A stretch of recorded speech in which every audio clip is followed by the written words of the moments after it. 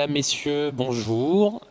Bienvenue à cette conférence de 15 heures sur les modes de chauffage renouvelables en copropriété. Bonjour, je m'appelle Benjamin Rougerol, je travaille à l'Agence parisienne du climat. Je suis en charge des études et des systèmes d'information. Et donc aujourd'hui, j'ai le plaisir d'animer cette conférence qui va durer 1h15 sur le sujet donc de la chaleur renouvelable en copropriété. Donc aujourd'hui, on va vous expliquer quelles sont les grandes alternatives renouvelables que vous pouvez mobiliser dans vos copropriétés à Paris. Et pour ça, je suis accompagné de plusieurs intervenantes et intervenants, à commencer par Anne-Sophie Pouzol, qui est animatrice chaleur renouvelable à l'Agence parisienne du climat, par Thomas Perrineau, qui travaille à la ville de Paris, qui est responsable du département mobilisation des énergies renouvelables et de récupération à la direction de la transition écologique et climat de la ville de Paris donc, par Baptiste Garcia Runstadler, qui est cofondateur de l'entreprise Doreka, qui fait de l'assistance à maîtrise d'ouvrage et qui notamment ici va vous parler d'ingénierie financière sur ce type de projet, et par monsieur Jean-Marie Boisseau, qui est membre du conseil syndical d'une copropriété, la résidence La Fontaine, à Antony, et qui pourra vous faire un retour d'expérience détaillé de l'installation, notamment d'une solution en géothermie. Merci à toutes et tous d'être là. Je vous précise aussi que dans cette conférence, il y aura 2 temps où vous pourrez poser vos questions et donc avoir les réponses des intervenants. Donc ces temps-là vous seront bien spécifiés. Gardez vos questions bien au chaud dans un coin de votre tête. Et donc pour commencer, juste un petit mot d'introduction sur la chaleur renouvelable. Vous allez voir, c'est un sujet qui est devenu très important, notamment en ce moment avec le contexte géopolitique que nous connaissons depuis quelques années, qui a commencé par l'Ukraine et qui aujourd'hui s'est déplacé au Moyen-Orient, qui fait que vous avez des évolutions sur les prix de l'énergie qui sont importants et qui vont donc nous amener à nous poser les questions sur les alternatives aux produits fossiles, donc le gaz et le fioul en premier lieu, sur le chauffage des copropriétés. Donc on va essayer aujourd'hui de vous montrer tout ce qu'il est possible de faire à Paris. Et pour commencer, Anne-Sophie, si tu peux nous expliquer un petit peu par quoi on commence quand on réfléchit à la question des énergies renouvelables en copropriété. Donc, bonjour à tous. Qu'est-ce que l'animation chaleur renouvelable? Qu'est-ce que je vais pouvoir faire avec vous? Donc c'est un nouvel accompagnement sur ce sujet de la chaleur renouvelable qui est réalisé en parallèle de ce que font mes collègues à l'Agence parisienne du climat sur la rénovation énergétique. Donc moi, je travaille en binôme avec eux pour vous fournir des informations sur ce qu'est la chaleur renouvelable. Ensuite, pour vous expliquer qu'est-ce qu'on peut faire sur votre copropriété, notamment sur les sujets géothermie de surface et solaire thermique, qui sont les 2 solutions de chaleur renouvelable qui sont les moins connues sur le territoire. Et dans ce cas-là, je vais réaliser une étude technique et économique de premier niveau pour que vous en sachiez un peu plus sur votre projet et pour voir si vous pouvez vous projeter sur un projet un peu plus concret. Et je vais également vous donner des informations sur les différentes aides financières qui existent, et notamment le fonds chaleur de l'ADEME. Le fonds chaleur de l'ADEME. Donc, moi, je travaille selon une démarche qui s'appelle la démarche ENR Choix de l'ADEME. C'est une démarche qui permet de prioriser les solutions que je vais vous proposer. Déjà, première chose à faire, c'est de réfléchir à diminuer les besoins en chauffage. Donc là, si vous êtes déjà dans une autre démarche de rénovation énergétique, c'est l'essentiel. Donc moi, je vais toujours vous pousser à regarder vos postes d'économie d'énergie pour diminuer le chauffage. Ensuite, on va regarder ce qu'il est possible de faire pour mutualiser les besoins de production et les ressources. Donc pour ça, vous avez sur Paris le réseau de chaleur urbain. Si c'est possible de vous raccorder, ce sera regardé en priorité. Mon collègue Thomas pourra vous donner un peu plus d'informations là-dessus. Dans certains cas, ce n'est pas possible. Et là, je vais aller regarder les autres solutions dans un ordre de priorité qui vous est présenté sur l'écran. Donc, avec le solaire thermique, ou la géothermie de surface, qui sont deux solutions qui ne s'utilisent pas sur les mêmes projets. Je vais vous présenter tout à l'heure à quoi ça correspond. Si ces deux solutions ne sont pas possibles, on peut également regarder les systèmes de pompe à chaleur RO ou aérothermique, et dans de rares cas sur Paris, notamment parce qu'on a déjà suffisamment de pollution, on étudiera les chaudières biomasse. Donc ça, c'est l'ensemble de ce que je peux regarder avec vous. Si c'est un sujet qui vous intéresse, déjà, on va pouvoir développer juste après, et n'hésitez pas à aller vers votre référent ou référente sur la plateforme Coach CoPro. Vous lui expliquez que vous êtes intéressé, et nous, à l'Agence parisienne du climat, on fera un lien, on travaillera en binôme sur votre projet, et je pourrai regarder les potentiels de votre copropriété. Peut-être expliquer, Anne-Sophie, que lorsque tu travailles sur ces potentiels en copropriété, ça amène à la production de certains livrables que tu peux peut-être expliciter un tout petit peu. Oui, tout à fait. Quand j'ai remarqué que vous avez un potentiel sur votre copropriété, l'idée c'est je vais vous rédiger ce qu'on appelle une note d'opportunité. C'est un document qui va vous expliquer, vous donner des premiers éléments techniques et économiques sur votre projet. Donc déjà, qu'est-ce qu'il est possible de faire d'un point de vue technique? Vous avez des solutions qui ne sont pas du tout possibles sur certains immeubles, d'autres oui. Donc là, je vais vous dire qu'est-ce qu'il est possible de faire. Ensuite, je vais vous donner des conseils par rapport à votre chaufferie. Est-ce qu'elle est adaptée à telle ou telle solution? Et je vais aussi vous faire une première estimation des coûts et des aides financières. Pour les personnes qui ont déjà fait un diagnostic énergétique, c'est un peu un complément. Je ne vais jamais remplacer un professionnel du métier en géothermie ou en solaire thermique. Par contre, je vais pouvoir vous donner les premiers éléments de réponse qui vous permettent ensuite de vous décider si vous allez faire une étude avec un professionnel. C'est généralement une étude qui est réalisée en maîtrise d'œuvre conception en parallèle de votre projet de rénovation globale. Voilà, donc c'est un complément que je fais souvent en phase de diagnostic qui vous permet de prendre une décision. Merci Anne-Sophie pour les précisions. Thomas Perrineau, est-ce que Thomas, tu peux nous parler un petit peu du point de vue de la ville de Paris, ce que c'est la chaleur renouvelable, comment vous la travaillez, comment vous anticipez les évolutions sur la ville de Paris, et puis dans un deuxième temps, comment le réseau de chaleur urbain répond aux attentes qui sont posées notamment avec le plan climat. Oui. Bonjour à toutes et tous. Benjamin, Anne-Sophie, merci pour votre invitation à cette table ronde. Très heureux d'être avec vous. Alors, avant de détailler, donc Anne-Sophie présentera les solutions techniques en détail, mais essayer de vous vendre un petit peu la chaleur renouvelable, vous présenter quelques avantages qu'elle offre. Notamment, nous, en tant que collectivité, on est garant un peu de votre cadre de vie. Et donc, la chaleur renouvelable nous intéresse à plus haut point parce qu'elle induit fatalement une réduction des émissions de gaz à effet de serre sur le territoire. Quand on passe du fossile au renouvelable, on réduit ses émissions. On réduit aussi nos dépendances aux énergies fossiles, à savoir qu'il y a encore plus de 40% de consommation de gaz sur le territoire parisien. Donc, c'est important de trouver une solution, une alternative. Comme tu as dit, Benjamin, plus on dépend des énergies fossiles, plus on dépend du contexte géopolitique. Et à la moindre secousse, les cours du baril de pétrole et du gaz font comme un sismographe, ça augmente d'autant plus vite. Et donc, passer au renouvelable, c'est accroître sa souveraineté énergétique et moins dépendre de toutes ces fluctuations.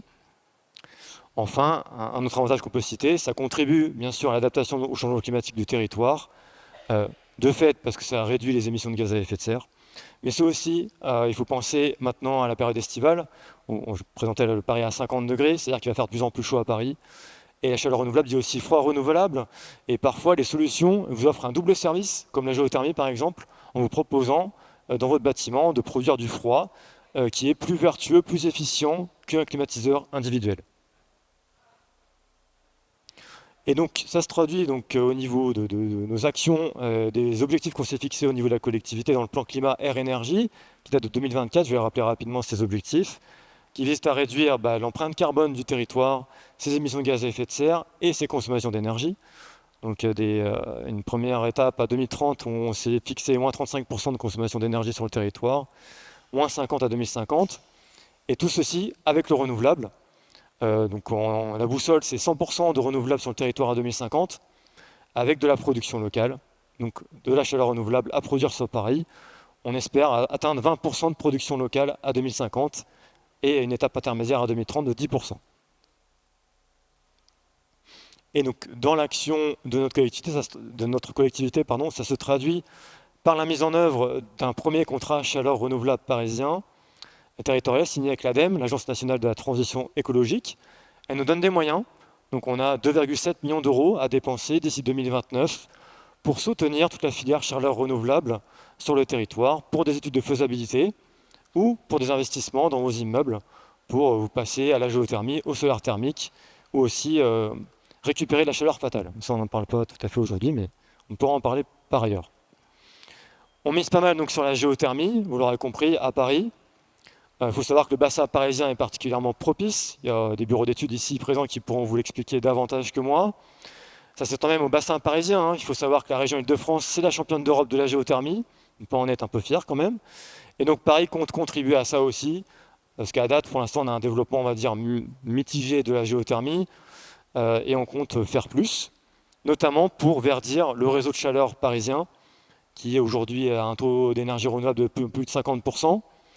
Mais avec le renouvellement de la délégation de service public, on entend faire beaucoup mieux, bien évidemment. Donc ce réseau de chaleur, je vous présente la cartographie sur cette diapo. Il fait partie un peu de notre patrimoine. Maintenant, il est proche de son premier siècle, 1927, donc ça se fêtera sûrement l'année prochaine. Donc c'est un outil essentiel pour la vie du territoire, au même titre peut-être que le réseau électrique. Il est moins aussi important. Il est constitué de canalisations, vapeur, eau chaude, de 600 km qui interconnectent Paris avec sa périphérie. Il y a 16 communes qui en bénéficient aussi, il faut le savoir. Donc on a à peu près 6 000 abonnés de raccordés au réseau, dont 3 000 immeubles de logement. Donc, ce qui fait un équivalent en gros de 425 000 logements si on parle de toute la production d'énergie du réseau. Et donc ça en fait un outil incontournable pour nous, pour la transition énergétique du territoire. Et donc on soutient son développement naturellement, et on suit aussi les évolutions réglementaires portées par les lois énergie-climat de 2019, climat-résilience de 2021, qui ont mis en place le classement des réseaux de chaleur. Donc ça veut dire que les collectivités qui ont des réseaux de chaleur qui satisfont aux critères, notamment le taux d'énergie renouvelable, étaient obligés de suivre ces lois et donc définir des zones de développement prioritaires, ce qu'on a fait en 2022, en définissant des parcelles en fait, qui sont à moins de 60 mètres du réseau, qui sont en jaune sur la carte, dans lesquelles, lorsque vous construisez un bâtiment ou lorsque vous rénovez l'installation de chauffage collectif dans un bâtiment existant, avec une condition aussi de puissance, 100 kW, eh bien vous êtes dans l'obligation de vous raccorder. Alors c'est sur critères, sous conditions, mais c'est le principe. Et donc, vous voyez aussi sur la carte, il y a des zones blanches encore, et avec le renouvellement de la délégation de service public, on entend combler autant que possible ces zones blanches pour vous proposer une offre de service encore meilleure, en développant à la fois des boucles d'eau chaude dans ces secteurs, plus adaptés aux énergies renouvelables, qu'on combinerait notamment avec de la géothermie profonde de surface à confirmer, pour vous offrir un réseau de chaleur plus vertueux encore. On vise 76% d'énergie renouvelable dans le mix du réseau d'ici 2034. C'est ce qui a été dit récemment. J'en ai terminé pour cette partie-là, et je crois que c'est... Merci Benjamin, à toi.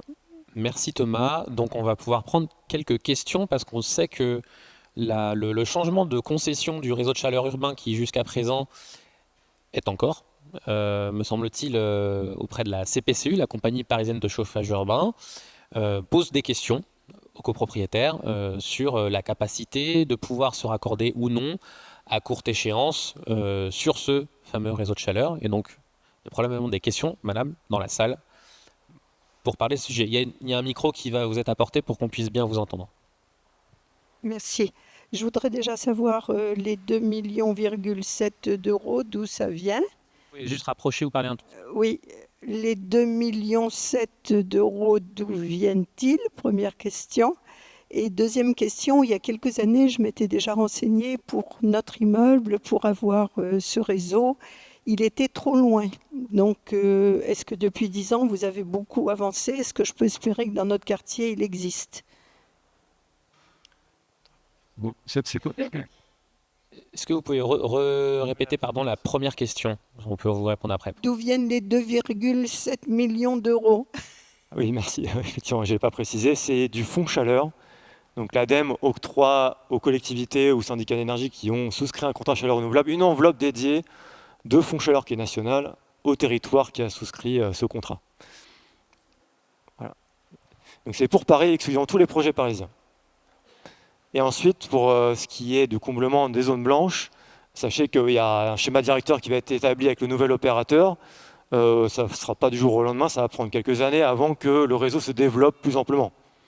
Il y a une offre qui a été faite par l'opérateur. Maintenant, sa mise en œuvre va prendre du temps. On n'est pas encore dans cette phase.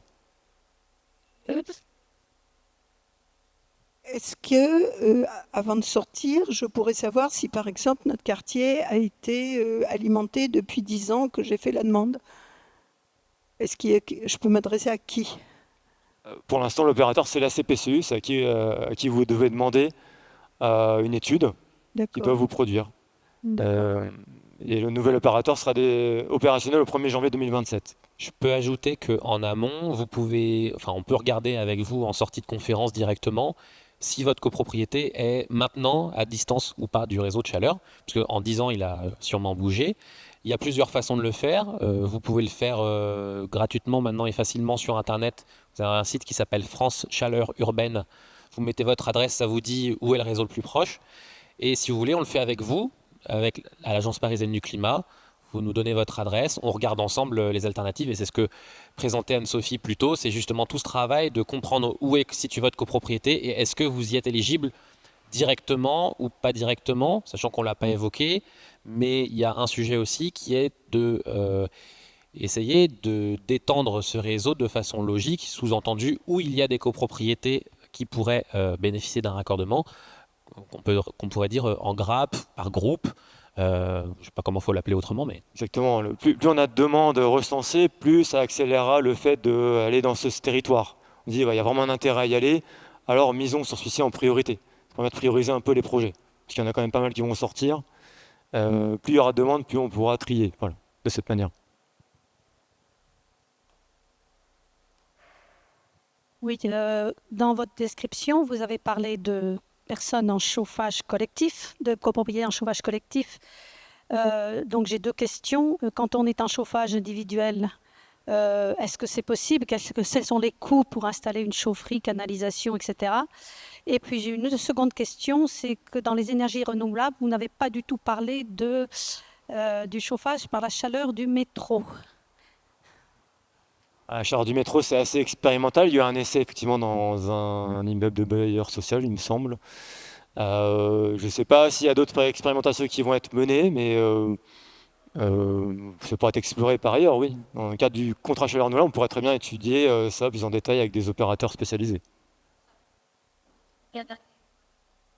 Après, notre contrat est jusqu'en 2029, donc on pourrait mener une étude sur cette période. Après, les travaux, c'est notre histoire. Et la première question, je reviens, qui était sur quand on est en chauffage individuel, est-ce qu'on peut se raccorder au réseau de chaleur urbain? Alors, effectivement, vous citiez des travaux assez lourds pour un immeuble. C'est possible, hein. Après, il faut regarder, il y a une étude de faisabilité à mener. Là, pour le coup, ce n'est pas l'opérateur réseau qui va vous la faire. Alors, effectivement, vous pouvez passer par l'APC qui vous orientera vers des spécialistes.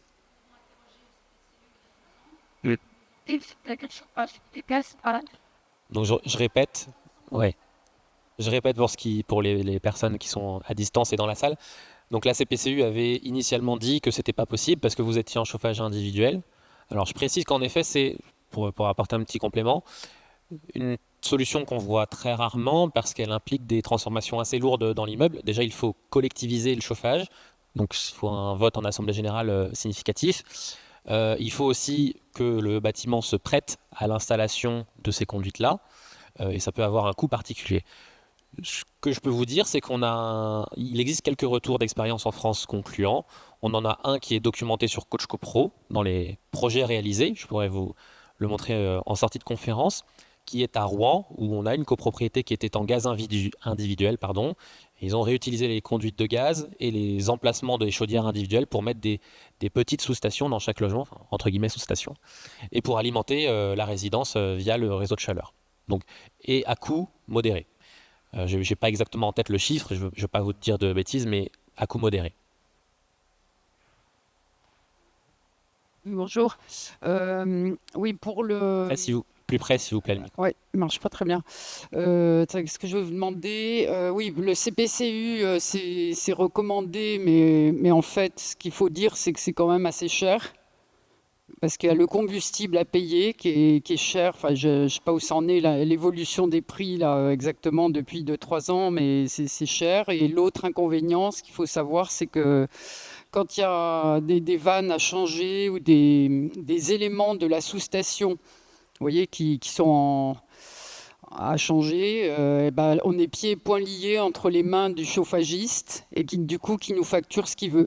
Nous, ça nous est arrivé récemment avec le condensateur et enfin je sais plus, des très grosses pièces et voilà, on n'avait plus qu'à dire amen, à être bien content d'avoir du chauffage et on pouvait rien discuter quoi. Donc faut quand même le savoir par rapport au chauffage individuel au gaz où on peut discuter correctement avec l'entreprise, ne pas se faire assommer, enfin et avoir des contrats d'entretien qui sont pas trop coûteux. C'est quand même bon. Alors ça c'est le premier point. Sinon par ailleurs, je voulais savoir justement pour quelqu'un qui est dans un immeuble ancien, qui a du chauffage individuel au gaz, qu'est-ce qui est préconisé maintenant dans la mesure où la personne doit changer sa chaudière? Donc, qu'est-ce qui est recommandé? Est-ce qu'on peut toujours faire du gaz? À ma connaissance, on peut, mais c'est quand même déconseillé, quoi. Et dans ce cas-là, si c'est de l'haussmannien, c'est un immeuble ancien, donc je pense qu'il n'y a pas de possibilité de mettre une pompe à chaleur. Donc, c'est ça que je voudrais savoir. Qu'est-ce qu'on fait, du coup, dans ce cas-là? Merci. Alors, pour la partie chauffage individuel, on pourra en reparler un petit peu plus tard dans les alternatives autres que le réseau de chaleur. Et je ne sais pas si tu veux répondre sur Sur le coût de la chaleur, peut-être, il y a une augmentation, je veux confirmer, mais après, vous verrez les nouvelles conditions de l'opérateur. Normalement, il y a un engagement pris sur la durée pour faire en sorte que le prix n'augmente pas. Hein. La ville de Paris contrôle tout ça et veille au grain pour tous les consommateurs. C'est ce que je peux vous dire. Oui. Après, les coûts de réparation, ça a à voir avec votre mainteneur. Soit c'est l'opérateur réseau, c'est vous qui souscrivez un contrat. On n'a pas la main là-dessus, nous. Ah oui, ça rentre. Oui. Alors après, il faut savoir que pour les futurs raccordés à l'eau chaude, l'installation technique est quand même beaucoup plus simple que si vous êtes en raccordement en vapeur. Donc, elle devrait être moins coûteuse dans l'entretien. Il y a moins d'équipement. Quand vous êtes en eau chaude plutôt qu'en vapeur, hein, en termes de fluide primaire. Ouais. On pourra en reparler après si vous voulez. Voilà, vous en parlerez après peut-être. On va passer à une autre question. Ouais. Il reste, si vous voulez, monsieur, posez votre question, madame aussi. Puis on prend les deux questions et après on répond groupé. Oui, c'est une question rapide. En fait, j'ai compris qu'il y avait une obligation quand on est au-dessus de 100 kW en cas de rénovation de passer par le réseau, étudier la possibilité du réseau de chaleur urbain. Moi, je suis dans la situation inverse. J'ai besoin de 80 kW et on m'a refusé le raccordement de l'immeuble rue de la Convention alors qu'il est au pied de la conduite parce qu'on était inférieur à 100 kW. Est-ce qu'il est prévu de faire une obligation inverse, c'est-à-dire d'accepter quand même de raccorder des immeubles qui ne sont pas à 100 kW? Ouais. Madame, on prend votre question, on fait une réponse groupée, puis ensuite on avancera. Juste devant, s'il vous plaît. Merci. Bonjour, elle est un petit peu dans le même esprit que la question de monsieur. Ça touche effectivement à l'obligation de raccordement. Si j'ai bien compris, si on doit changer sa chaudière au gaz collectif dans l'immeuble et qu'on est supérieur à 100 kW, c'est ça, on a l'obligation de passer sur le réseau urbain. On n'a pas le choix. Oui. C'est la loi le classement qui le dit effectivement. Vous devez vous raccorder, donc le concessionnaire étant censé vous faire une proposition pour vous raccorder. D'accord. C'est prévu comme ça. Alors, Si les copropriétaires veulent garder leur chaudière au gaz, enfin renouveler, changer leur chaudière au gaz, si c'est pas vous, possible. si vous renouvelez au gaz alors que vous êtes en zone de développement prioritaire, là, ça pourrait poser problème, effectivement. D'accord. Et on vous invite vraiment à vous raccorder. D'accord. Moins de 100 kW, c'est vrai qu'ils ont appliqué stricto sensu l'arrêté de classement parce qu'on est en fin de concession et ils ne voulaient peut-être pas engager des frais outre mesure en fin de concession. Par contre, là, avec le nouveau renouvellement, je pense qu'il y aura la possibilité de vous raccorder assez facilement. Juste, comment on sait si on est en zone prioritaire ou pas? Il y a un site dédié, je pourrais vous fournir l'adresse Oui, je veux si bien. vous voulez. Ouais. D'accord, merci. C'est ce que je disais tout à l'heure, vous avez France Chaleur Urbaine qui donne à peu près le zonage. Il me semble qu'il y a une carte sur le site de la ville de Paris. Voilà. Et nous, on peut aussi vous dire à quelle distance vous êtes et si vous êtes dans le périmètre des 60 mètres ou pas. On a fait le premier tour sur ces questions. Si vous avez d'autres questions sur le réseau de chaleur, gardez-les. On a un autre temps questions-réponses à la fin. Là, on va passer, je repasse la parole à Anne-Sophie. On va vous présenter deux autres technologies, le solaire thermique et la géothermie, et comment elles vont pouvoir s'appliquer en copropriété, notamment à Paris. Anne-Sophie. Oui, donc je vais commencer par vous présenter ce qu'est le solaire thermique.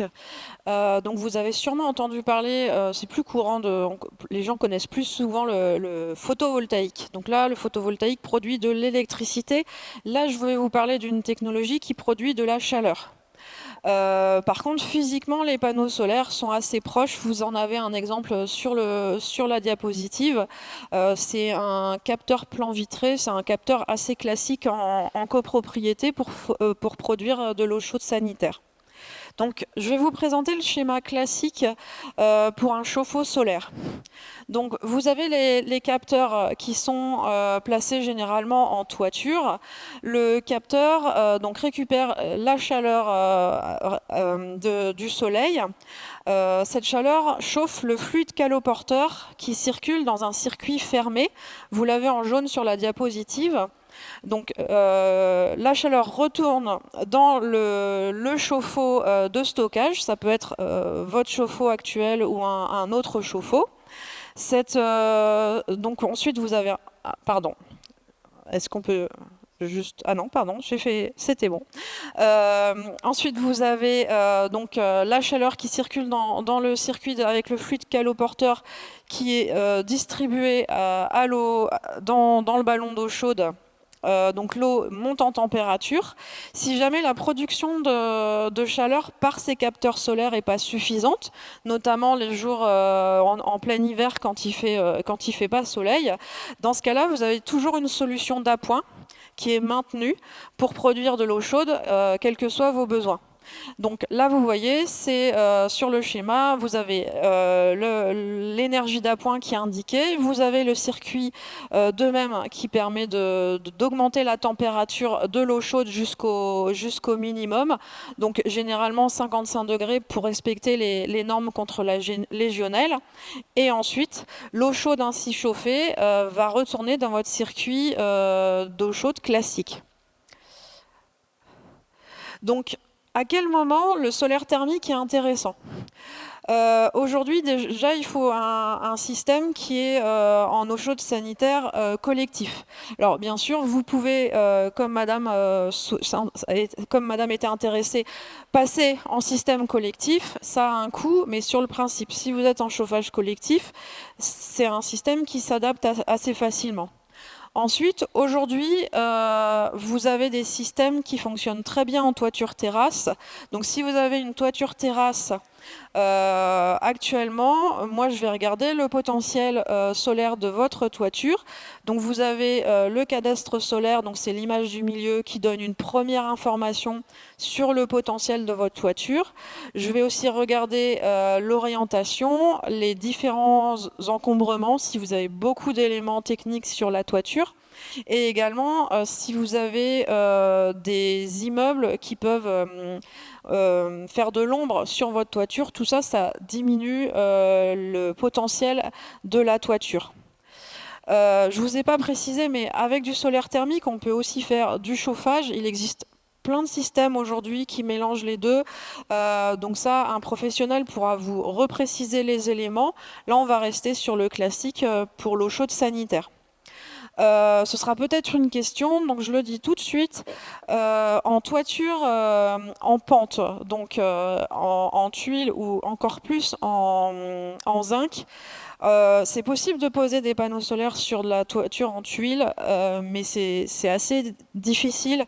Aujourd'hui, vous n'avez pas d'exemple sur Paris, notamment parce qu'il y a des autorisations d'urbanisme à négocier assez dures.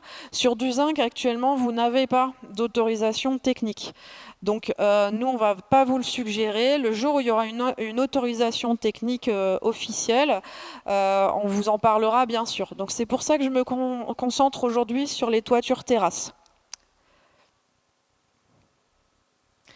Alors l'avantage du solaire thermique, donc c'est une énergie locale, gratuite, et même si souvent on se dit qu'il n'y en a pas tout le temps, globalement on peut vraiment avoir du solaire thermique toute l'année, à part bien sûr les jours où c'est extrêmement couvert, mais vraiment ça fonctionne même à 10% en janvier-février en moyenne mensuelle pour couvrir votre besoin en eau chaude sanitaire. Donc ça reste une énergie qui est toujours possible, et quand ce n'est pas possible d'utiliser le solaire thermique pour vos besoins, vous avez l'appoint. C'est une technologie qui est maîtrisée. Ça fait plus de 30 ans que le système existe, qu'il fonctionne très bien quand ils sont bien entretenus. Et bien sûr, ça améliore votre bilan carbone. Si vous pouvez diminuer au maximum le besoin en gaz, vous allez améliorer votre étiquette énergétique, enfin votre étiquette DPE, notamment sur la partie gaz à effet de serre. Vous avez des points d'attention essentiels. Il ne faut jamais surdimensionner une installation. Historiquement, les chaufferies étaient souvent surdimensionnées. C'est plus facile, c'était plus facile aussi, il y avait moins d'enjeux quand l'énergie était moins chère. En solaire thermique, on ne surdimensionne jamais parce qu'il y a un risque de dégradation très rapide de l'installation. C'est des choses que je pourrais vous expliquer s'il y a un potentiel, mais vraiment, il vaut mieux sous-dimensionner une installation. Et ensuite, une installation solaire, ça se surveille au quotidien. Donc vous avez un certain nombre d'éléments de monitorage qui sont installés à différents éléments de l'installation solaire pour vérifier qu'elle fonctionne. Généralement, vous avez aussi une alerte en direct vers un professionnel de la maintenance. Et plus un professionnel passera vite s'il y a un problème, et moins l'installation sera abîmée. Vous pouvez avoir entendu parler de retours d'expérience d'installations solaires thermiques qui n'ont pas fonctionné. Généralement, c'est parce qu'elles n'étaient pas surveillées et entretenues. Donc normalement, un bon monitorage et un contrat d'entretien normal, donc très régulier, mais comme votre chaufferie, avec un professionnel adapté, ça fonctionne très bien. Vous avez la possibilité aujourd'hui d'être accompagné. Donc vous avez une première aide financière du Fonds Chaleur de l'ADEME. C'est sur l'étude de faisabilité. Donc moi, je réalise une première note qui vous donne une idée très générale du potentiel. Ensuite, je passe la main à des professionnels qui ont les qualifications requises et une formation bien plus poussée que moi sur le solaire thermique, et qui vont aller dans le détail de votre installation et vous proposer un projet qui vous permettra ensuite de faire une consultation d'entreprise avant le vote des travaux. Donc ça, c'est une étude de faisabilité. Et là, le Fonds Chaleur de l'ADEME peut subventionner cette étude entre 50 et 70%. Pour les petites copropriétés, donc de moins de 50 logements, vous avez la possibilité d'avoir l'aide qui s'appelle Métropole Rénov' dans le cadre d'une rénovation globale. Et si vous faites une étude de faisabilité pour de la chaleur renouvelable, vous avez un bonus en plus de 5 000 €. Donc ça, ce sont des éléments que je vous redis bien sûr en conseil. C'est pas forcément évident, on pourra en rediscuter. Donc ça, c'est la partie étude. Si vous décidez de voter les travaux d'installation, là, vous avez plusieurs aides possibles. Vous avez également le fonds chaleur de l'ADEME qui est possible à hauteur de 63 € du mégawattheure produit par le solaire. Ça, c'est moi qui vous donne une estimation de ces mégawattheures produits. Vous avez également les certificats d'économie d'énergie qui sont possibles et les aides à la rénovation globale. Ces aides peuvent être cumulables dans certains cas. Ça, c'est pareil, c'est des choses que je vous explique et qui vous seront réexpliquées au fur et à mesure de votre projet. Je vais maintenant vous présenter la partie géothermie sur nappe. Alors, vous aurez juste derrière un retour d'expérience d'un projet de géothermie. Donc, je vais déjà vous expliquer le principe général. Alors déjà, la géothermie sur nappe, ça rentre dans la famille de la géothermie de surface. La géothermie de surface, c'est aller récupérer la chaleur qu'on trouve dans le sous-sol. Soit dans le sous-sol, la terre, qu'on retrouve sous nos pieds, soit dans les nappes souterraines. Et la géothermie de surface, on va forer jusqu'à 200 mètres. Nous, on va s'intéresser aujourd'hui à la géothermie sur nappe. Vous avez d'autres solutions, notamment la géothermie sur sonde. Il faut avoir beaucoup de terrain, vraiment énormément de terrain pour répondre à un besoin de chaufferie en copropriété. Sur Paris, c'est quasiment impossible. Ça peut se faire en Île-de-France, mais pas sur Paris. Donc je me concentre sur la géothermie sur nappe. Sous Paris, vous avez plusieurs nappes souterraines avec des caractéristiques différentes. L'idée, c'est d'aller chercher les calories de la nappe souterraine qui a une température constante. Les nappes souterraines sous Paris sont entre 8 et 12 degrés. Donc vous avez deux forages. Un premier forage, donc là c'est la partie, le forage rouge, qui va aller pomper l'eau de la nappe. Cette nappe qui est par exemple à 12 degrés, l'eau va être envoyée vers une pompe à chaleur. Cette pompe à chaleur va récupérer les calories de cette nappe. Ça va permettre de préchauffer le système. Au lieu de partir d'un système à 0 degré par exemple, il va partir à un système à 12 degrés. Et ensuite, la pompe à chaleur va poursuivre le chauffage de l'eau chaude pour que ça puisse répondre à vos besoins. Donc si c'est du chauffage, pour atteindre, si vous êtes pour du chauffage, souvent il faut au moins une température de 40-50 degrés, donc voire 70 en fonction de vos besoins de radiateur.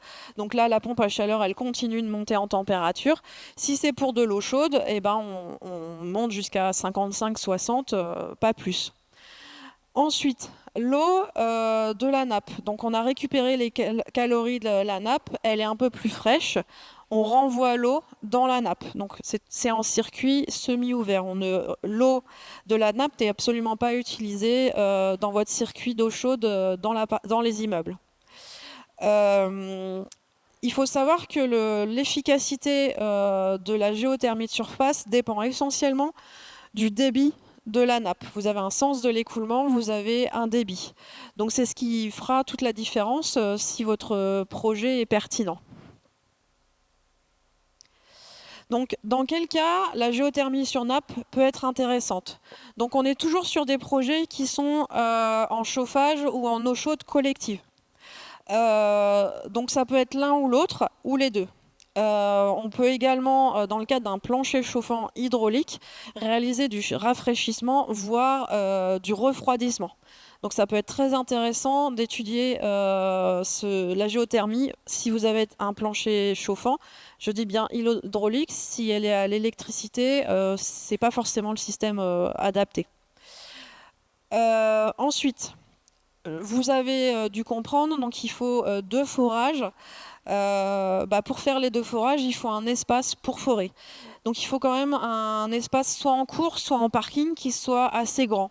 Donc ça, c'est moi qui vous dirai si votre espace est assez grand. Si vous avez une petite copropriété de 20 à 50 logements, généralement la parcelle est assez petite. Il y a peu de chances qu'on puisse forer sur votre immeuble. Par contre, Bon là, vous avez un exemple sur la photo d'un très gros ensemble. Nous, on étudie des projets à partir de parcelles qui peuvent avoir 50, 60 mètres de longueur ou de largeur. Donc n'hésitez pas quand même à poser la question, on regardera et je vous dirai si c'est inenvisageable ou si on peut aller développer le sujet. Vous avez une autre condition. Vu qu'on va creuser dans le sous-sol, vous savez probablement, sous Paris, vous avez beaucoup de cavités. Donc pour ça, il y a une réglementation nationale et une carte que vous avez sur l'écran. Dans le cadre d'une zone rouge, c'est pas envisageable pour une copropriété d'étudier la géothermie de surface. Ce sont des règles qui sont beaucoup trop compliquées, avec des contraintes qui sont probablement trop lourdes pour une copropriété. Si vous êtes en zone orange, il faudra qu'un professionnel vous confirme que les problèmes qui ont été levés sur la carte ne sont pas trop importants pour votre projet. Et si vous êtes en zone verte, vous n'avez pas d'alerte spécifique. Ça n'empêche pas qu'un professionnel devra quand même confirmer la qualité et la composition du sous-sol. Donc on va aussi regarder les avantages et les points d'attention.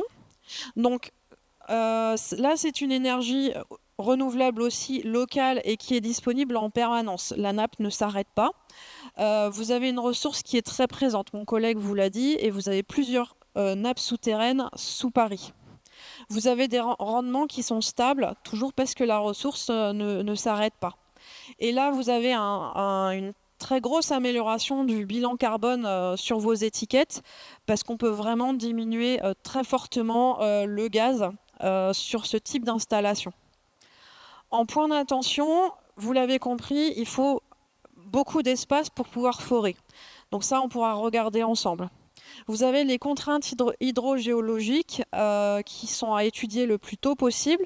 Donc ça, ce sont des professionnels du secteur qui vont vous accompagner en études de faisabilité et qui vont vous détailler beaucoup plus que moi ces éléments-là. Et ensuite, il faut une maintenance régulière de l'installation qui est un peu spécifique.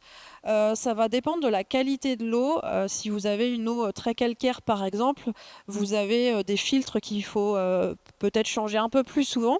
Donc c'est une maintenance un peu spécifique qui vient en complément d'une maintenance classique en chaufferie. Très rapidement, je vais pouvoir vous donner les aides. Donc vous avez les mêmes pour les études financières du fonds chaleur. Vous avez une aide en plus du fonds chaleur de l'ADEME pour les ressources géothermiques. Donc ça, on pourra en discuter. C'est parce que ça coûte un peu plus cher. Donc vous avez une aide supplémentaire. Et l'aide du fonds chaleur de l'ADEME, pour la géothermie, elle est de 25 € par mégawattheure de chaleur. Et pour la géothermie de surface, vous avez les certificats d'économie d'énergie qui sont cumulables et qui sont très intéressants. Donc ça vous sera expliqué juste derrière. Merci. Merci Anne-Sophie pour la présentation d'ensemble. On va passer à vous, Jean-Marie Boisseau. Donc, je le disais en introduction, vous êtes copropriétaire au sein d'une grande résidence à Antony et vous avez mené un grand projet de rénovation qui a inclus la mise en œuvre d'une solution de géothermie et donc on vous remercie fortement d'être présent aujourd'hui pour nous expliquer un petit peu comment s'est déroulé le projet, comment vous en êtes arrivé là et puis nous illustrer un petit peu la réalité de l'installation de ces solutions en copropriété. Bonjour à tout le monde. Oui, je suis donc le président du conseil syndical d'une grande copropriété en région parisienne, au sud de Paris, à Antony. Je ne sais pas si vous connaissez, c'est dans le sud des Hauts-de-Seine. Cette copropriété est la plus grande d'Antony. Elle comporte 800 lots principaux. Elle est composée d'un certain nombre de bâtiments, notamment 10, avec des commerces, également qui comprend un supermarché. Mais il y a également un ancien immeuble de bureaux qui a été transformé en centre médical. La particularité, c'est que nous chauffons non pas 800 appartements, mais 900, parce qu'il y a une convention avec la copropriété, un logement social par un bailleur qui est 1001 Vie Habitat, qui est raccordé à notre réseau de chauffage. La chaufferie que nous avions était une chaufferie gaz avec un complément fioul, avec 4 chaudières. Dedans. Et chaque bâtiment est équipé d'un système de régulation autonome avec une sous-station. Voilà, les chaudières que nous avions dans notre projet étaient des chaudières, donc 4 chaudières qui avaient plus de 35 ans et commençaient à avoir des pannes récurrentes, notamment au niveau des brûleurs, mais au niveau de la chaudière elle-même. Donc vous voyez un aperçu de ces 4 chaudières. Nous aurons été amenés donc, dans notre projet à réfléchir au remplacement de ces chaudières et par la même occasion de savoir ce que l'on allait faire avec les énergies qui étaient à notre disposition. Donc le projet a vu le jour, commencé en 2021, et dans lequel on a dit donc qu'il fallait remplacer nos chaudières. Donc on a étudié pour passer avec des chaudières à condensation, la technologie évoluant. Donc on a fait le projet de passer avec des chaudières à condensation, mais derrière, comment les alimenter? Comment produire notre chaleur sur notre réseau? Donc on a étudié différentes solutions, notamment avec un réseau de chaleur qui était dans le département d'à côté, à Chevilly-la-Rue, qui est le réseau de chaleur en nappe profonde de la CEMAC. Donc on a étudié ce réseau, mais il y avait une problématique de fond, c'est que ce réseau devait franchir la Bièvre pour venir alimenter notre copropriété.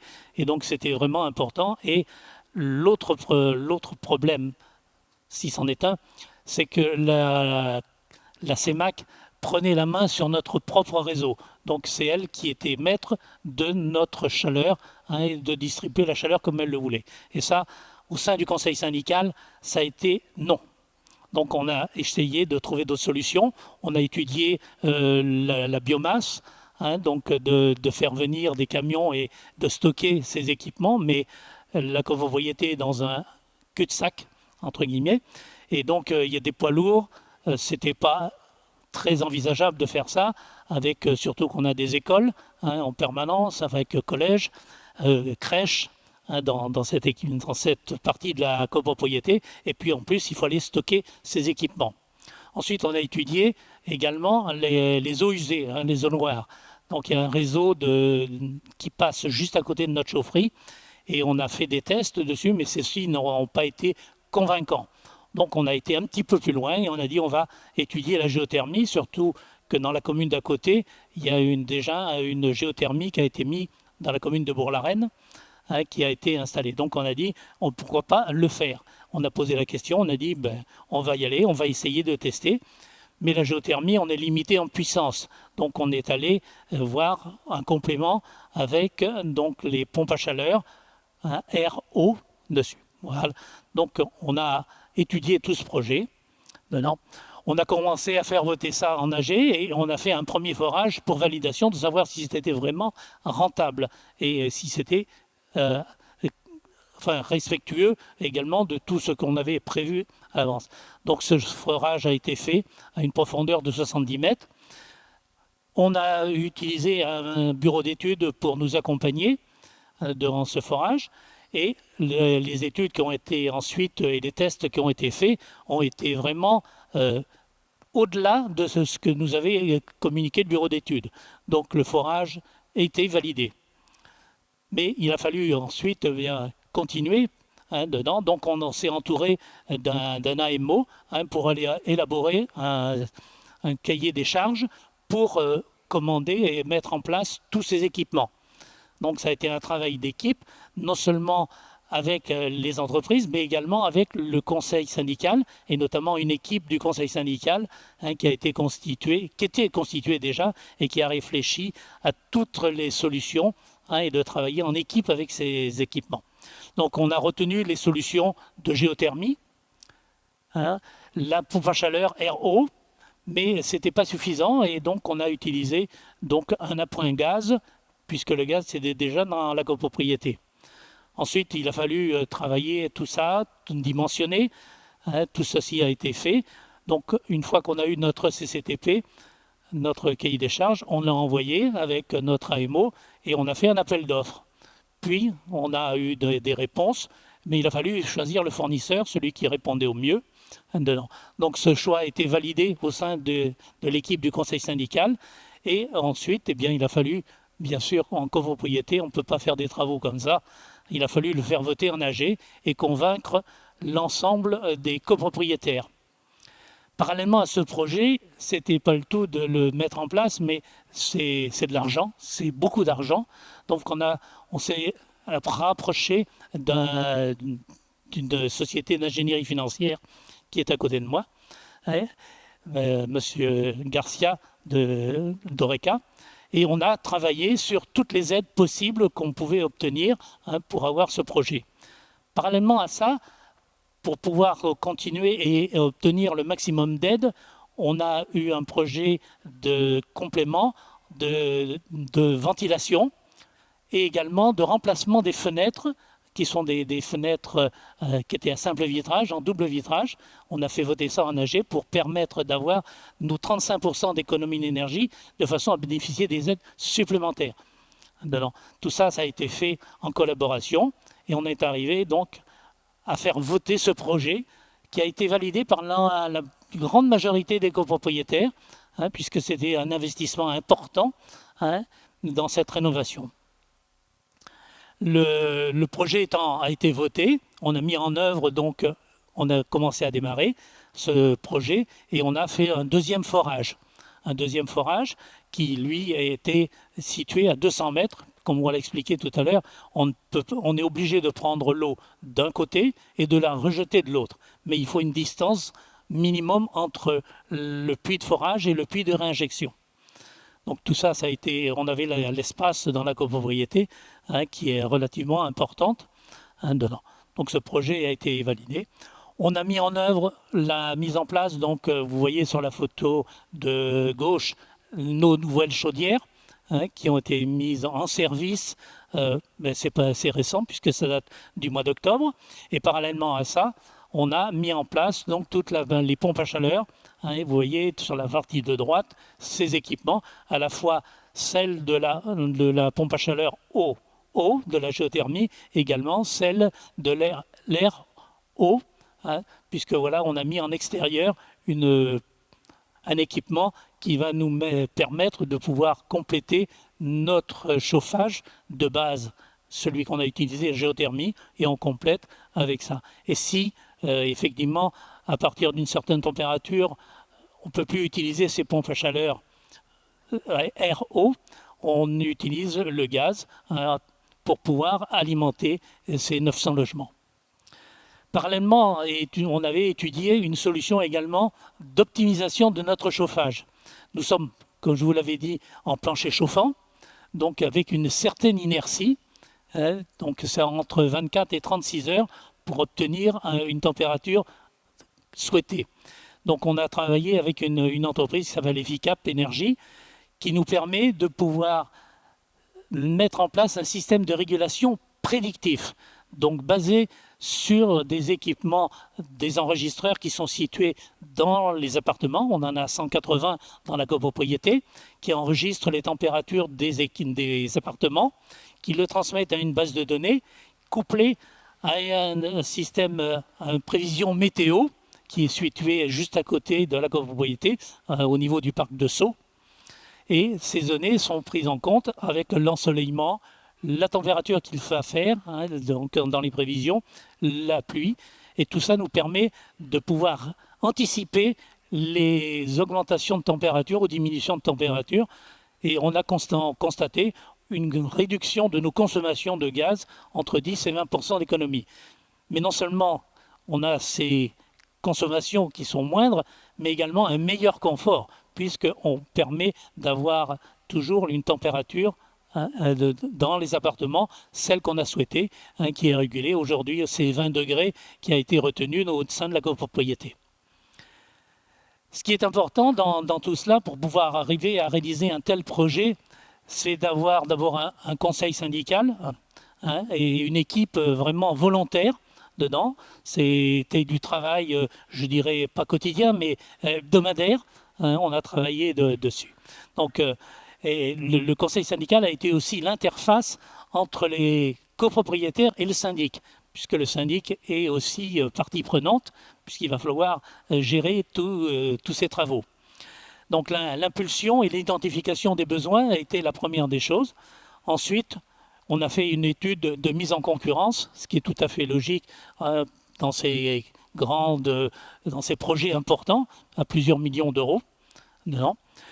Et l'interface avec le syndic et tous les prestataires, c'est-à-dire que le Conseil syndical est également une main, est à l'écoute du syndic d'un côté, et également tous les prestataires. C'est des réunions qui ont eu lieu tous les 15 jours pour l'évolution de ce projet.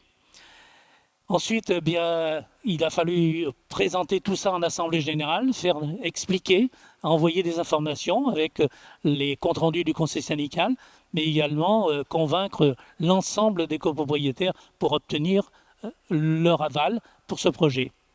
Et puis, une fois que ce projet a été validé, c'est le suivi, la mise en œuvre, c'est un travail quotidien que l'on fait, je dirais oui, quotidien dessus. Et puis, on suit également toutes les performances pour pouvoir améliorer. Notamment, on est en mise en place des systèmes de contrôle avec des compteurs de calories dans chacune des sous-stations, puisqu'on va partager la répartition du chauffage qui est sur des tantièmes, non plus au niveau de la copropriété, mais au niveau des bâtiments.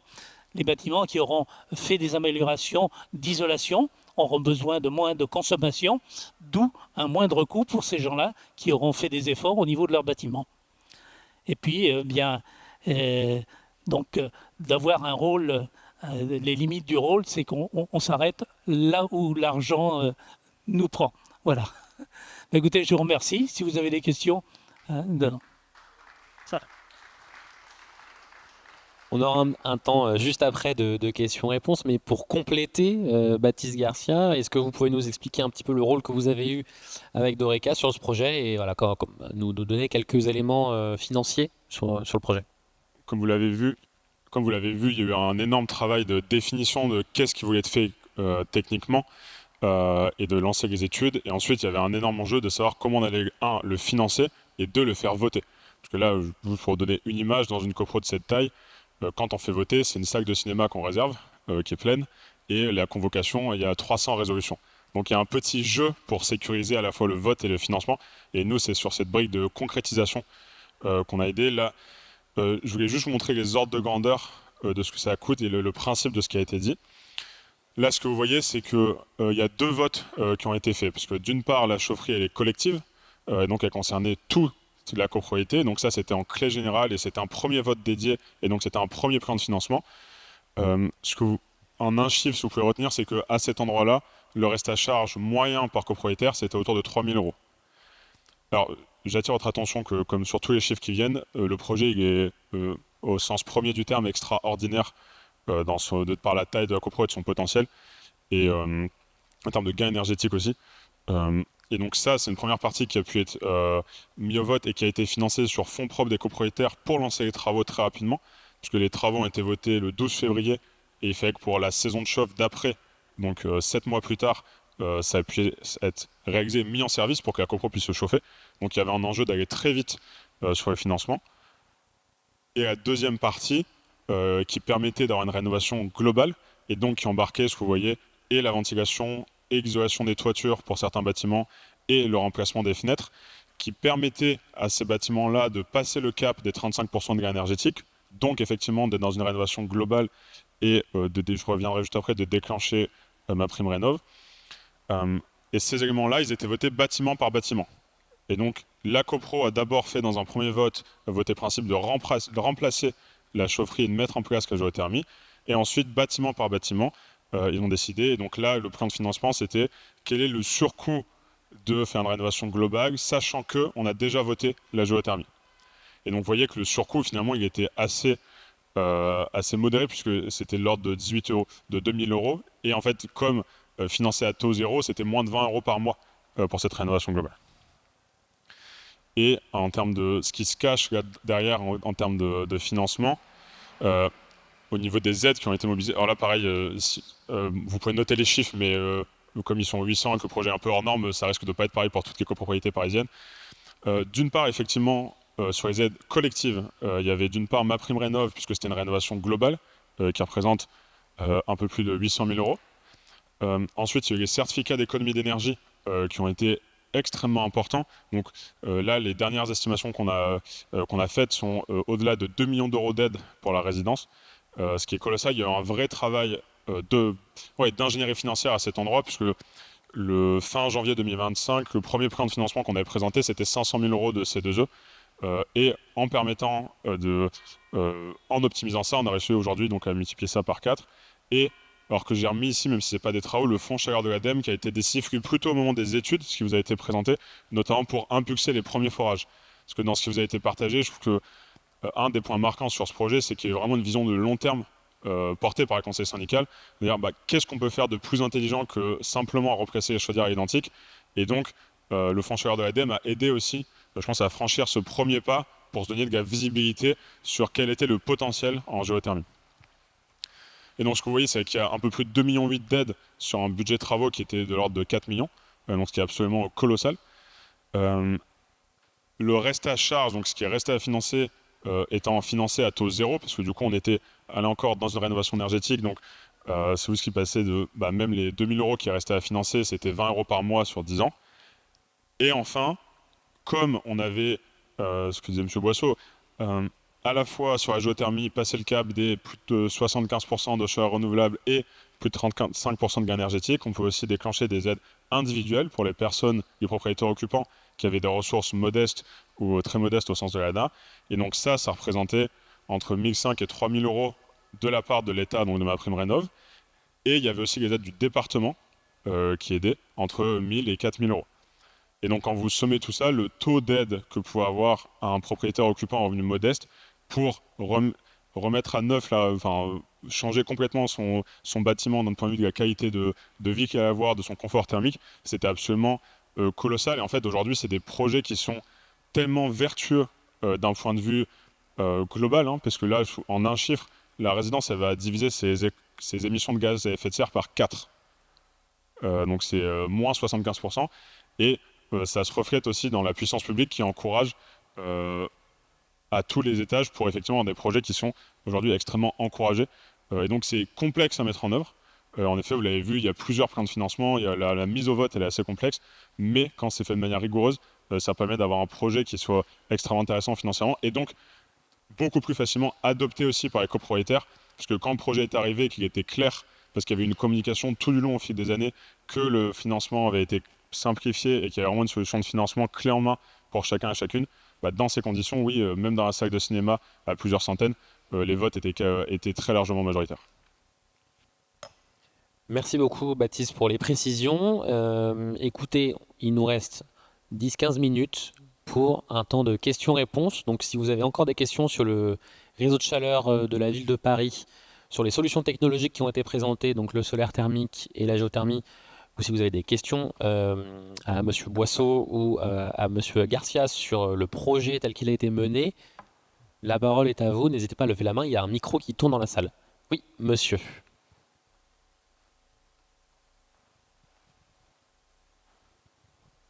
Bonjour. Aujourd'hui, on a fait une étude solaire, avec le photovoltaïque. Et aujourd'hui, est-ce qu'on a l'expérience de savoir pour un même immeuble, qu'est-ce qui va faire qu'on préférera du photovoltaïque à du solaire thermique pour de l'eau chaude sanitaire? Alors, ça va dépendre de vos besoins. En fait, on va regarder on va faire une étude par solaire thermique et on va regarder déjà d'un point de vue financier, c'est un peu plus cher un système de solaire thermique. Par contre, vous allez avoir des économies directes sur la facture de gaz qui est souvent beaucoup plus chère que l'électricité. Ah, vous êtes tout électrique, d'accord, ok. Mais donc ça va être vraiment regarder, faire des bilans économiques et ça va être en fonction de vos besoins en eau chaude. Mais ça peut se faire, effectivement. Les panneaux sont un peu différents, un peu plus grands, donc vous avez des contraintes un peu différentes, mais on peut tout à fait faire une comparaison, sachant que j'ai des collègues qui font sur le photovoltaïque, donc on pourra comparer entre nous. Dans toutes les solutions que vous avez proposées, est-ce que j'ai bien compris ou mal compris, dans les renouvelables, il y a la possibilité de faire simplement l'eau chaude et après le chauffage ou pas. C'est ça qui est important. Ça va dépendre des solutions. La géothermie, on peut faire les deux. Le solaire thermique, on peut faire les deux. C'est pas tout à fait les mêmes systèmes, mais c'est aussi possible. Et dans la CPCE aussi, bien sûr. Oui, oui. En fait, ce sera toujours regardé. Il y aura toujours un bilan économique qui sera fait parce que, par exemple, pour le réseau de chaleur urbain, si la puissance, si on fait que de l'eau chaude sanitaire et que ça fait une toute petite puissance, ce ne sera pas forcément pertinent de passer au réseau de chaleur. Mais sur le principe, oui, bien sûr, on peut faire les deux sur à peu près toutes les technologies. Ça va juste dépendre de vos besoins et des contraintes de votre copropriété aussi. Oui, mais ce que je veux dire, c'est que quand on est en chauffage individuel, le fait, si éventuellement ça peut être intéressant financièrement de passer sur le CPCE eau chaude, ça permettrait de supprimer le gaz et d'avoir que des chauffages collectifs électriques. Que du chauffage individuel électrique, pardon. Alors, là, on vous parle de solutions pour du chauffage collectif. Le raccordement au réseau de chaleur, c'est pour du chauffage collectif. Oui, c'est possible. C'est tout à fait possible. Mais il y a une question de puissance. C'est toujours pareil. C'est des choix qui sont faits avec l'opérateur. Mais sur le principe, on peut faire que de l'eau chaude. Et alors, du coup, puisqu'on rentre un peu dans des questions très techniques et très projet par projet, moi, ce que je vous invite à faire, et comme ça je le dis dès à présent, vous avez plusieurs stands qui sont à disposition aujourd'hui. Donc, dans la salle qui est juste à côté là, vous avez des conseillers France Rénov qui sont capables de répondre à un petit peu toutes les questions sur les projets de rénovation, les aides financières. Et au fond là-bas, on fait des speed meetings de 10-15 minutes avec vous, dans le détail, soit sur les possibilités d'implantation de photovoltaïque, soit sur la végétalisation des cours et des toitures, soit sur les énergies renouvelables thermiques. Et donc justement, l'idée c'est qu'on puisse prendre quelques minutes pour regarder votre cas précis, évaluer si telle ou telle alternative sont sur le papier possible. Et puis après, ça vaut le coup aussi d'avoir des échanges plus longs et plus techniques avec Anne-Sophie ou avec votre conseiller, pour répondre vraiment bien spécifiquement, parce que en effet on n'a pas trop parlé du chauffage individuel. Aujourd'hui on est souvent en train de se dire est-ce qu'il vaut mieux être à l'électrique ou être au gaz? Ça dépend d'où vous partez, ça dépend des caractéristiques de votre immeuble. Il faut avoir en tête que l'électricité c'est pas forcément moins cher et c'est moins lourd en termes de carbone, mais ça peut être beaucoup plus cher à l'usage que le gaz aujourd'hui. Et aujourd'hui aussi, il y a des solutions de pompes à chaleur individuelles qui se développent de plus en plus. On passe des gros blocs que vous voyez en extérieur qui soufflent à l'extérieur, qui sont de fait qui vont poser des questions d'intégration architecturale, de patrimoine, de place, de bruit, d'argent, de plein de choses. Mais tranquillement viennent sur le marché des nouvelles solutions plus petites, peut-être plus flexibles, qui peuvent aussi tranquillement s'adapter aux bâtis parisiens. Là, on est vraiment sur des cas un peu techniques qu'il faudrait regarder en détail. Madame, allez-y. Oui, sans rentrer dans le détail d'une copropriété, mais est-ce que vous pouvez nous donner un ordre d'idée, enfin une fourchette, sur les coûts de raccordement au réseau de chauffage urbain ? Alors oui, tout à fait, il y a un barème actuel qui va être revu forcément avec le nouveau délégataire, mais qui existe depuis 2022. Il y a un barème de raccordement en zone de développement prioritaire. Il est de 10 € du kilowatt quand vous êtes vraiment au pied du réseau. Et s'il y a besoin d'une extension de réseau, c'est 100 € du mètre linéaire en plus. Et après, c'est sur devis. Mais ce barème va changer. Moi, je ne connais pas les termes, je ne peux pas vous le dire, et il y a le secret de l'affaire pour l'instant. Mais il sera communiqué dès lors que le nouvel opérateur sera en place. 1er janvier 2027, voilà, qu'il arrive. Bonjour. Et pourriez-vous me confirmer que le nouveau prestataire qui est silhouetté, qui s'appelle Dalkia, qui est une filiale d'EDF et de RATP, est-ce que ça a été voté en Assemblée Générale de la mairie de Paris? La mairie de Paris. Conseil de Paris. Oui, c'est en décembre que c'était délibéré l'attribution du contrat au nouvel opérateur, un groupement. C'est ça. Au mois de décembre, c'est bien ça. Oui. D'accord. C'est pas signé par contre le contrat. C'est pas encore signé, donc on n'est pas sûr. Bon, normalement, d'après ce que je dis dans la presse, ce serait sûr, mais bon, on ne sait jamais. Par contre, le PDG d'EDF a parlé qu'il voulait vendre sa filiale Dalkia d'ici 1 an ou 2. Est-ce que vous avez des informations sur ce sujet pour la pérennité de ce prestataire? Alors, pas du tout, je ne pourrais pas répondre à ce type de questions aujourd'hui, malheureusement. Ça court dans la presse, hein, c'est pour ça que je m'en demande. Et aussi, est-ce que vous pourriez m'indiquer le prix du mégawattheure actuellement facturé, sans les amortissements, uniquement le prix du mégawattheure qui sort pour alimenter une copropriété? TTC, évidemment. Je n'ai pas révisé, je suis désolé. Il y a les barèmes de CPCU en ligne, on pourra regarder après si vous voulez, mais je n'ai pas la réponse là.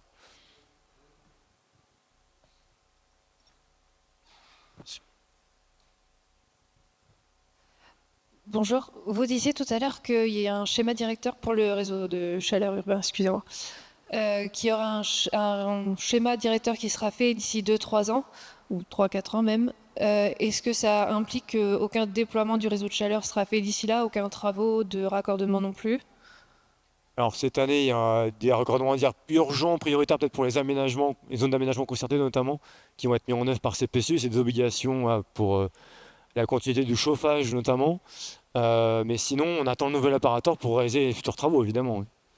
Et donc ça pourrait prendre 3-4 ans, ça veut dire que pendant 3-4 ans, il n'y a pas de travaux?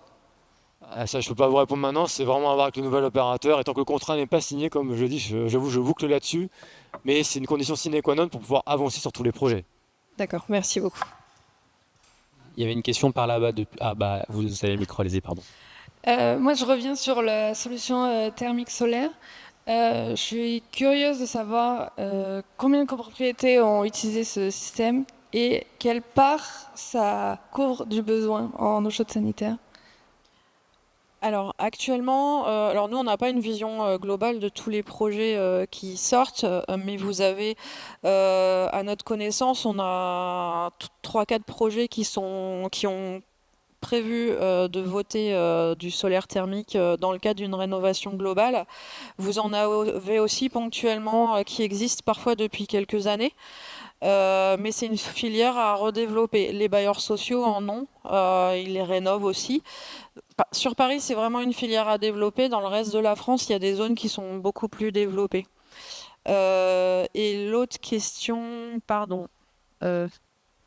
Taux de couverture, oui c'est ça. Alors nous on va faire une estimation du coût de couverture par rapport aux caractéristiques de votre toiture et on essaye d'avoir un taux de couverture annuel entre 40 et 50%. Si on monte bien sûr au-dessus c'est idéal. Avec une couverture en été maximum de 90%. Ça, c'est pour pas détériorer le système. Donc, ce sera à regarder. Si vous n'êtes pas dans ces taux de couverture-là, on vous dira que c'est pas intéressant par rapport au surcoût.